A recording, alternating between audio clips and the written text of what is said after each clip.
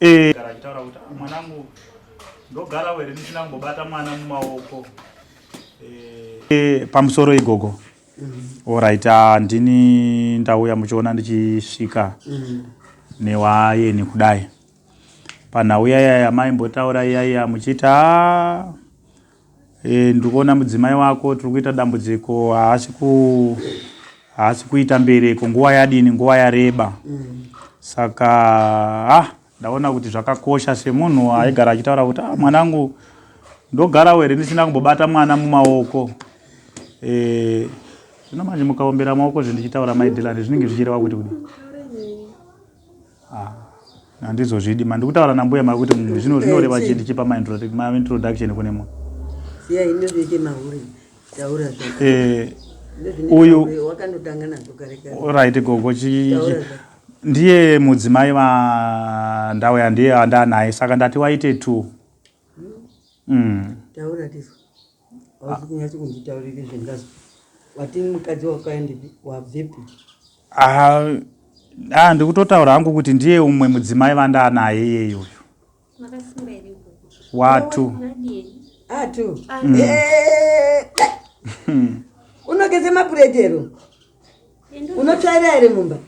Zvinyi zvouri? Aiwe mwana muzukuru wangu chinyi unoshaichuzi ere?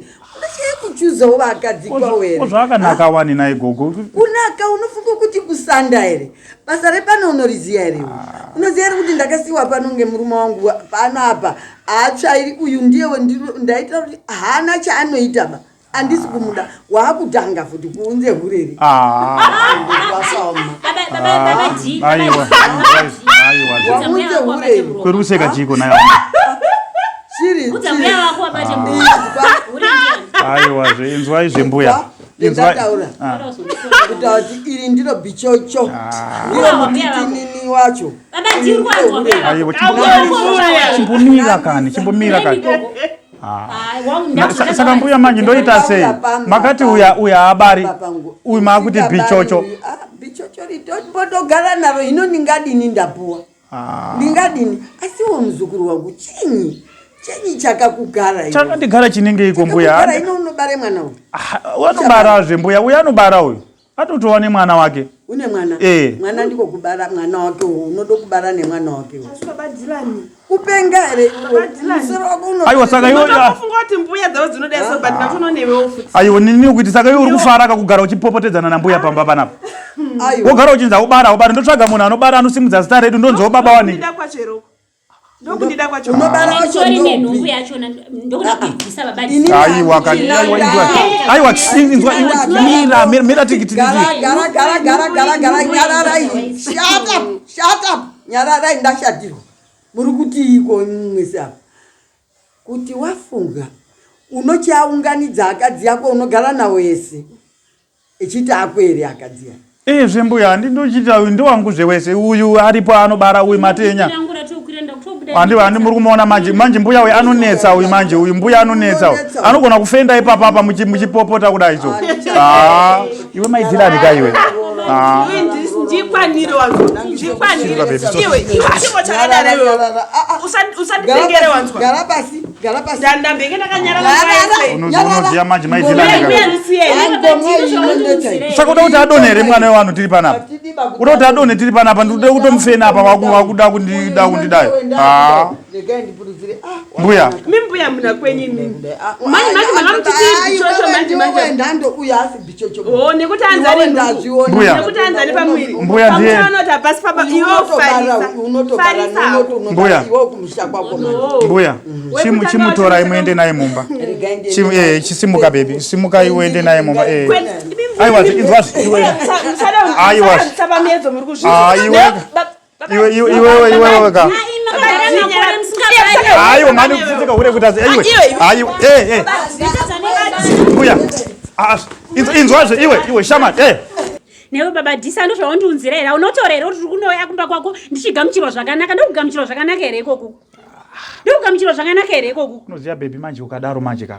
Ndoita ngefanira. Sho inokuzwa uhure ndakura kudai so kuzwa uhure ndaita sei. Vanhu vakuru kawa mbuya wa. Muzi kuti ndozvinoita vanhu vakuru iwe ndisvika. Ausakani uninyengerera here iwewe? Hausokanyenyera ukaita nekuviga mapirisi angu efamily planning iwewe. Hausiwe here?